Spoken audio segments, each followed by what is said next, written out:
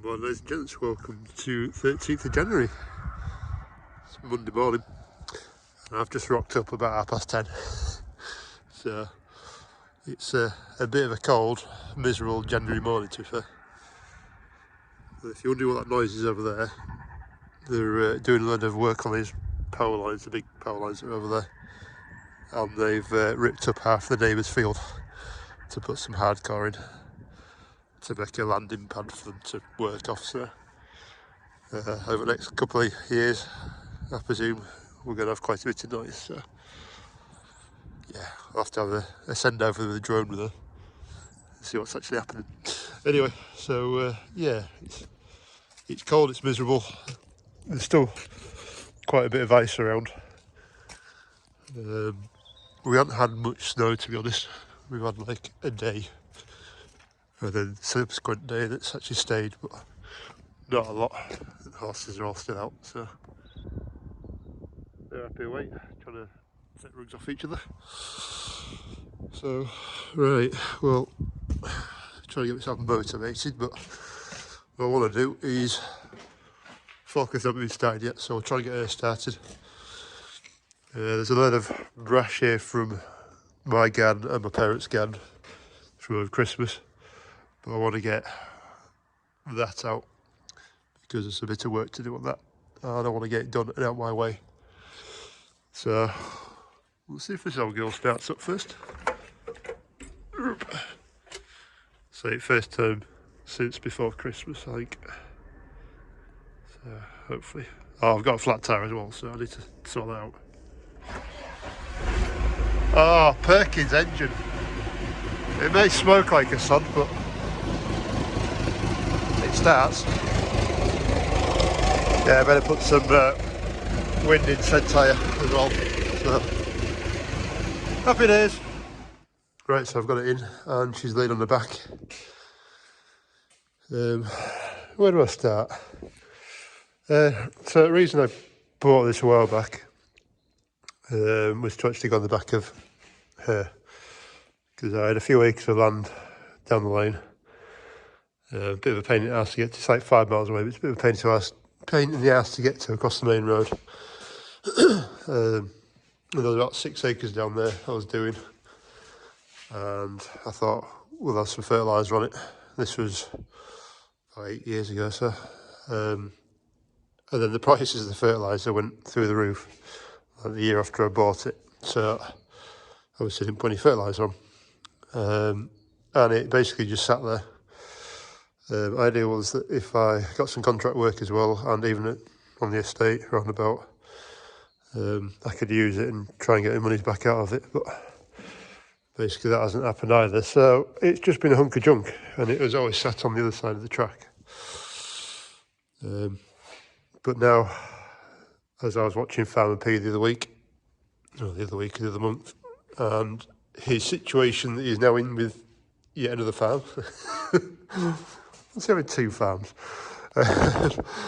And he was looking for a spreader, so I actually said to him he could have this, because all I was going to do is stick it outside onto the back of the Arctic trailers you've seen before. She'll just rust away and that'll be it. I've also got a neighbour next door who would lend us his spreader if I need it. Now I'm up to, well, I've got like 5 acres again, 6 acres to do of my own, and then a bit of contract work, but again, it doesn't really require a spreader of this size. This wants to be on a couple of 100 acres farm type thing. So anyway, long and short of it, hopefully she's going to go. She's not actually in bad nick. Pretty clean in the actual hopper itself. It's all solid. It is a bit crappy in there because of all the sawdust and stuff. Back end of it, tractor side, again, she's not actually bad. So there's some surface pitting. Top bits are all right. There's no rust really coming through. There's a bit there, but it'll be okay. The worst bits are these spreader like shrouds, but again, they're not too bad. They will suffice for what's needed. Again, as usual, a bit of rust around the backs there, but it's nothing structural. The biggest problem I've got though is it leaks oil. So plan is to take the shroud off, take the PTO shaft off, take all this unit apart, and then re-seal the plate is in there. There'll be a gasket or a bit of goop in there that'll just want redoing, so that's alright. PTO shaft isn't like the best in the world, but it's not the worst either. Since it's going to be running horizontal near enough from the tractor to it, it should be fine. Even with playing, it'll last a couple of years. Rams are all working fine last time I tried it as well, so that's good. There's a small bit of leakage out of them, but I don't think it'll be anything too major. So yeah, that's it. So what we'll do is we'll get that shroud off now. We'll get the toolkit here shroud off, start stripping it down, I suppose.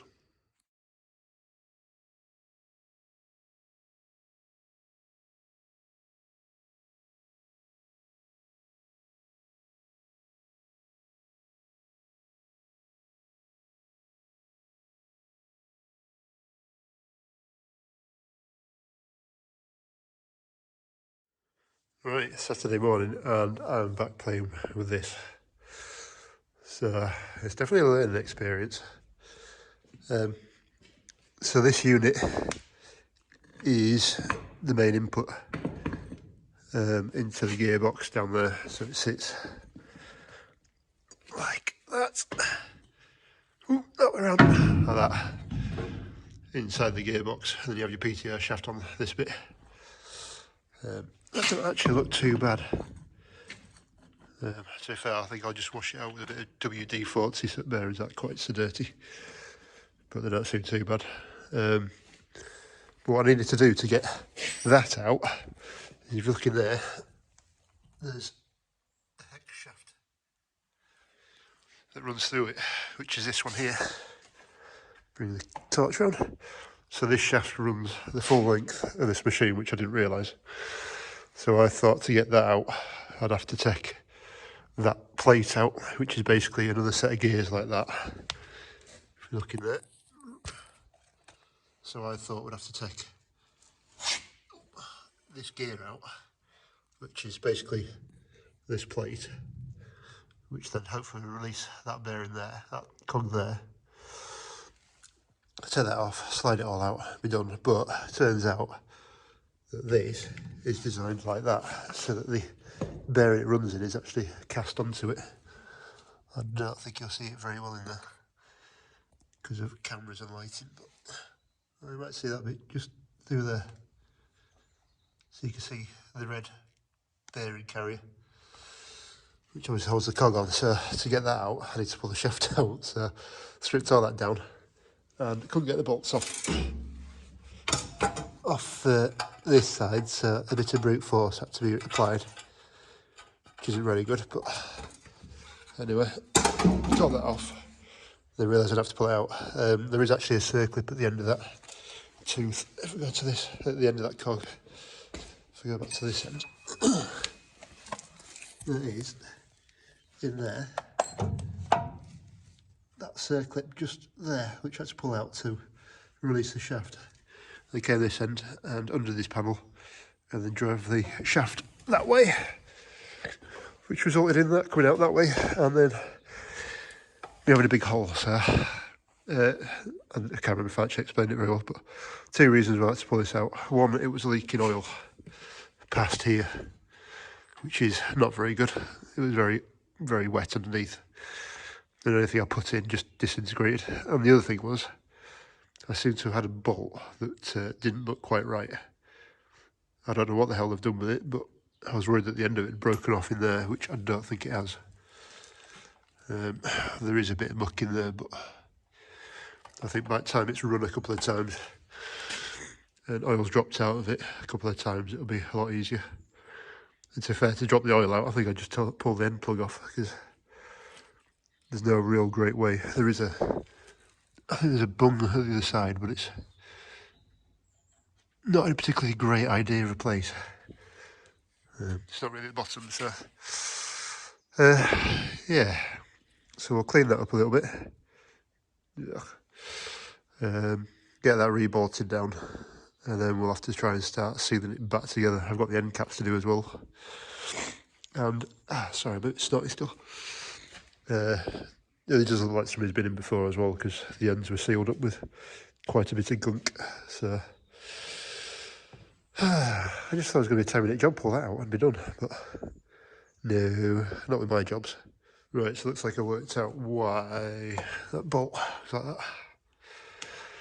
that. All these ones, all these bolt holes, these three, in fact these outer ones as well, have all got a captive nut on it. You can see that there.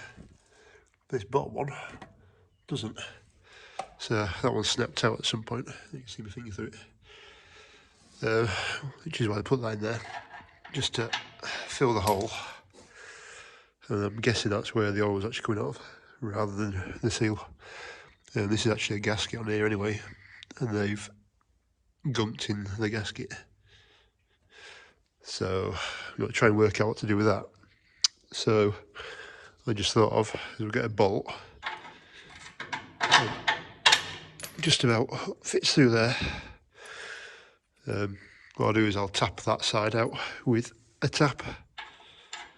Hopefully it'll just get a few threads on it, which means I can then bolt this from the inside out and drill that hole out there, which means that should be held in there just enough.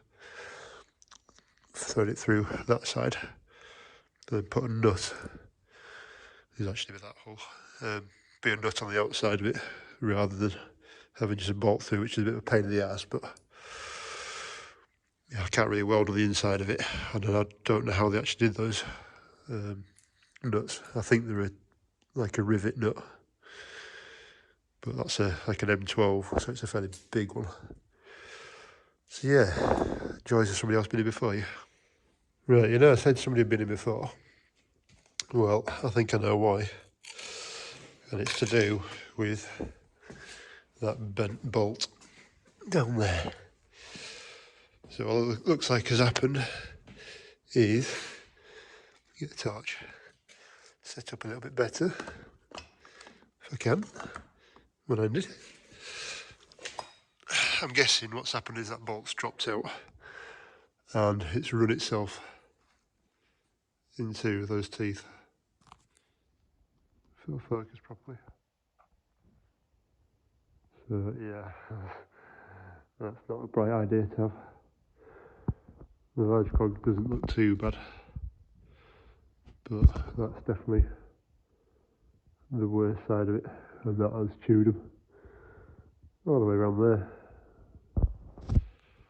I mean, they are actually locking alright, but if it's actually worth messing around with and seeing how long it'll last, I don't know. They're not going to last very long, are they? Right. This is kind of why I wanted to get into this thing, because I could smell her out somewhere.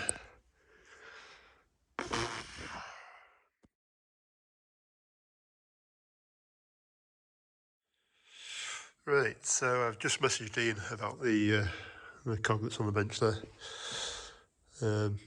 And fair enough, he said it's probably not worth my time trying to get it fixed into something that's probably not going to be that great in the future. I can understand it from his side, because if you're out there spreading and something happens to it, it's a lot of messing around, screwing around and then fixing it and then emptying the hopper of how much thousands of pounds you've got in there.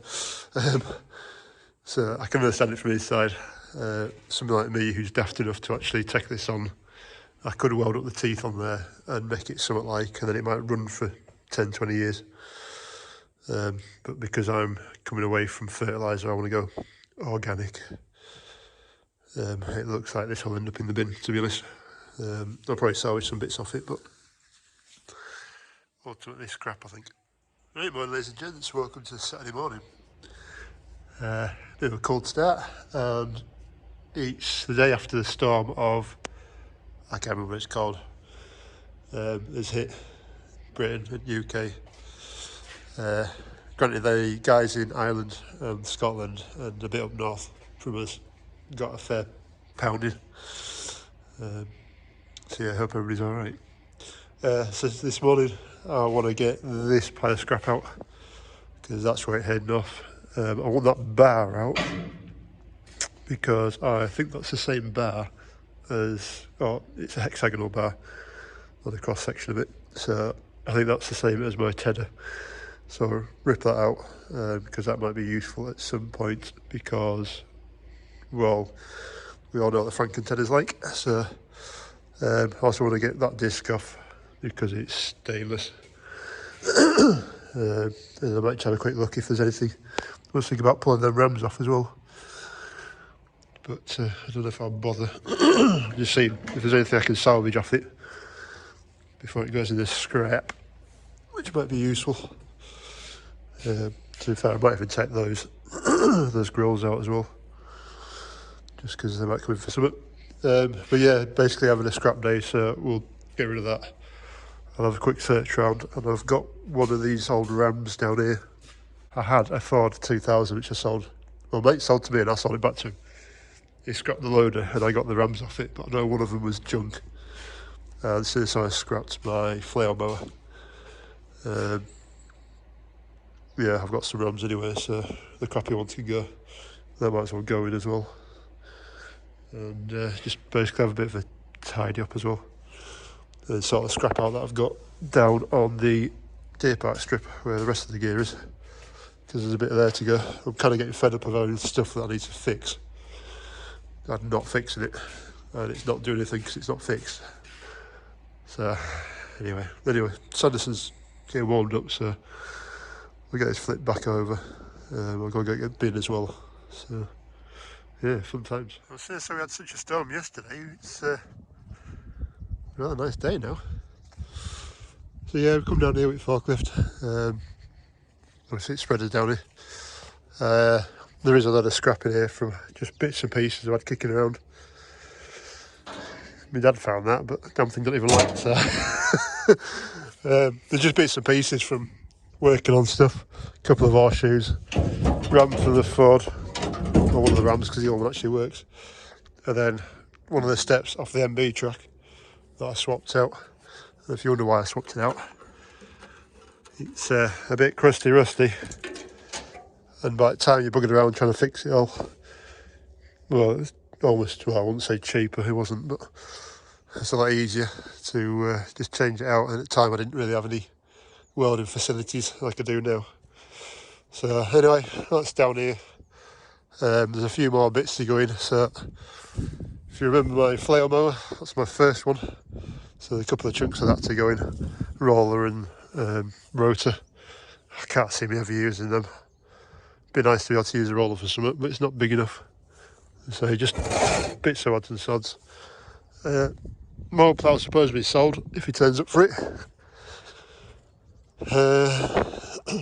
What else is there? That sign wants to go, but that's aluminium. So I'll save that for a bit. To be fair, that really needs to go as well, which will be a shame, but I've never used it. It's getting very crusty around the bottom. The gearbox on it has gone. Well, it hasn't really gone, but it's not meshing right. It's just taking teeth off, and I hate to see what's in it. And also she vibrates like a sod, which I don't know. I've got a feeling somebody's hit something with it, which is why the gearbox has gone. I'm saying that's belt driven as well, so I don't know. But I've not got any use for it now. It was bought for, well, out here, but when the tractor's actually wider than the cut on that thing, it's a bit pointless. That's to go, which is in fact the other sets of MB track bits. So there's the other set of steps and the wings on it. Don't actually look too bad now, but I actually had them sandblasted to see what they were like underneath, but again, it's just scrap. That was the Russell's bale grab trailer, which, well, we never really got to work with it very well, but I think that was my bales more than the grab. Anyway, it's rusting apart and falling apart anyway, so that's gone. To be fair, that should go, but that'll save me using my flail mower out here and my little buggy as well. So I don't know if I showed this. I'm sure I showed this a while back, but this is one of them like little airport type buggies with some roller doors on it and a roof on it, battery powered. I got this off one of my customers I did tree work for. He was about to sling it out for the scrapmen to pick up, and I was like, oh well, I'll pick it up for you. So we might come and pick some bales of hay up, and I gather that up. So that wants to go really. I stripped it all out, so I've weighed in the batteries. There's like half a ton of batteries. They weren't paying that great at the time, but it's gone. I think cab's pretty much stripped out anyway, so yeah, that needs to go. And then it's generating pack and motor bits. And on these they're actually a U900 Unimog hydraulic system that came from my black Mog. At the time, I may actually just snipped them in half with a grinder, but they're actually a fully shaped set of pipes. Oh, if you get it off, it's a fully shaped set of pipes for the 406, which is a bit of a shame because I bet if you wanted to find them, you wouldn't find them. Excuse me, so probably pull them off. Obviously, bale grab staying. And this is the remains of said flail mower. So I've actually nicked some steel out of it because steel's actually not too bad. Did some welding with it, so yeah, that can go on as well. And there's actually a bit of a question over this trailer as well. I actually bought it from neighbour next door for a couple of £100. At the time I thought I'd be using it more, but Bossman didn't like it. To be honest, it's a bit big for around here. It's got no brakes, no lights, and we've got a floor on it. When I did get it at the time, it did have a floor, it had a plywood floor, but well, that was well and truly rotten, and you didn't really want to stand on it. So yeah, I think it's 1967, this trailer. I've actually got a I don't know what you call it, like an MOT test fit trailers.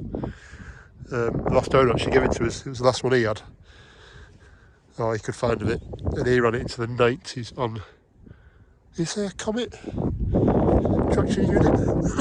So be a bit sad to chop it up, but to be fair, that trailer's not far off being chopped up either. The amount of times I've used it. And then at the moment the baler's staying, but I am looking at trying to change it if I can, because it's on the string, there is no net on it, and really I could do with net. I bought it off one at neighbours again, just to try and get me by. If I couldn't get a contractor. And then last year it failed because the hydraulic system didn't work on it, because it's got a slow leak somewhere on it, which is a pain. But yeah, we got that fixed, so hopefully it might actually run this year. So, but yeah, let's change it out for something newer with net or string. Well, net and string would be nice, so I've got a lot of string just to be tight. So right, I'll just get some of these bits gathered up and lobbed in here, and then I'll put this somewhere, probably on the back of here, just so it's out of the way. And then I guess there'll be a phone call next week to the scrapman.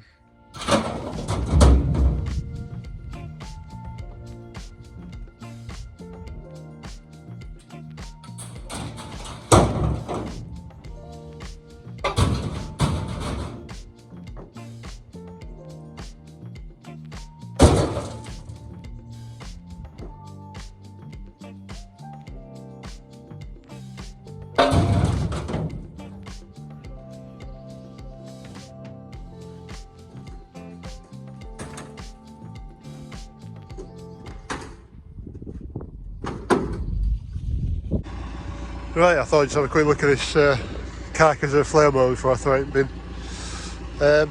So why did I get rid of it? Well, after maybe 5 years, wasn't actually, it didn't seem like that long to be honest, but 5 years work out of it. And the biggest problem was that it kept cracking. Instead of plating it there, it actually started cracking through the plate that I put on. I don't think you'll see it very well, but it just keeps running and running. So it's got cracks up there as well. It was on the end of its life, to be honest. It done a fair bit of work.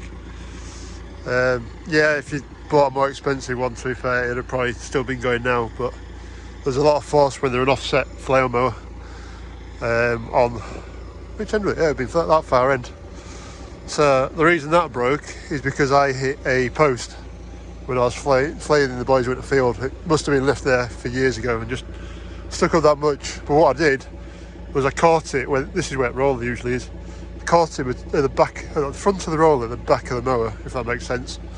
And I side shifted it, so suddenly the post that was sat here rammed into there and just pulled, I don't know how well you see that, but pulled that end out and the roller fell out. So the roller continuously just, it fell out, it just kept falling out. It was really, really annoying. And it's even more annoying when it starts falling out and you're somewhere up the lane and not on the estate and you have to try and get it back on the road. It's just not, it's not nice. So yeah, that's why I ended up buying the second one, to be fair. So yeah, I'll dump that on top of that as well. I might even lob them two up, we'll see. But yeah, crack on, I suppose. Right, so the next thing I brought down here is this green monster. So this was actually bought for my black Unimog.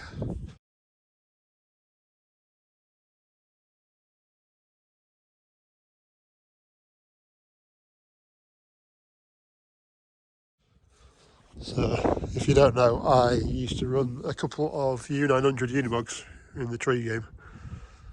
So one was a snowblower, a yellow snowblower with a Schmidt cab.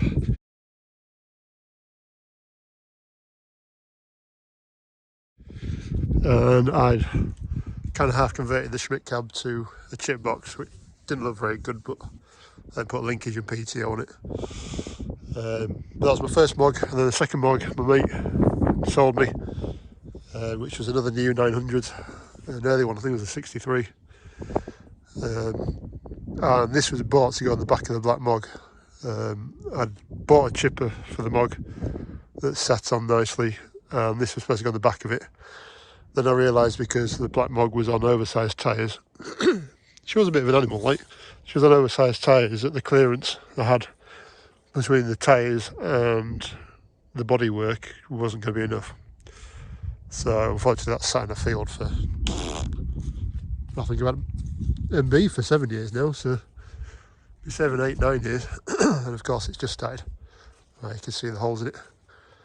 It's giving out all over the place now, so time to go. And then over time it's just had a bit of scrap thrown into it. There is actually a bit of weight in this, I'm surprised, to be fair. Yeah, half a ton in there. I'd have thought, anyway. So yeah, this would have gone on the 4-point mountains. So if you look here, there's like a cutout, one down there, one on the far side, and another one opposite this one. And you'd have basically a ball that sits in there on what they call an X-frame, to give you a 3-way tip. So, and because it was a mog, it had left-hand drive on it. Yeah, this side was your opening side, which is your left-hand side, which is driver's side. So it made life a lot easier. But I should really one day do how I got into Unimogs and MB tracks, I suppose, but I don't know. If anybody fancies that story, just let me know. There's something one day. So yeah, this can come down here, and then we're getting a fair little stack together. Might even have some money in my bank. Right, it's about time for some lunch, but get to stay in my poor truck. MRT next month. So we'll see how she gets on again. But she did. She went to Lammer and back quite happily. 260 miles, I think it was, something like that. What else to do as well? We've got some work to do on this old girl at some point, and I'll show you that when we get going. Also, there's a ram off because both these rams just piss oil out. So I think we're going to order a couple of new rams. In fact, one of them's on there anyway. But we can't find a direct replacement. They're a Bobcat, I think. Well, it's a Bobcat grab, as far as I'm aware. At least that was what the brackets were. We found something similar, but the rod size is 10mm smaller, I think. So, but we'll see. Because every time I use the grab, the damn thing closes on itself, which is not ideal when you're trying to grab stuff. So, never mind. Right, go make myself a brew and have my lunch. So I just thought there's these as well, which are alley sides off a transit. So you got one large one at the bottom, and then a small one for the top piece to stack up so it sits about 3 foot high type thing. I think I've got the back one somewhere as well. But never used them, bought them off a lad. I've never run a transit, I don't think I ever will now. Well, I won't really, so I suppose they might actually go into the scrap as well. Take the sides off them. They have got holes and dinked all over the place, so they're not ideal anyway. But I suppose they got somebody out of it, but generally, you know, he'll end up turning up to try and pick them up, and I could do without that. So yeah, but there's a few kilos in them as well, actually, the valley. So I don't know how much Ali is at the moment, but yeah. Right, brew time and some lunch.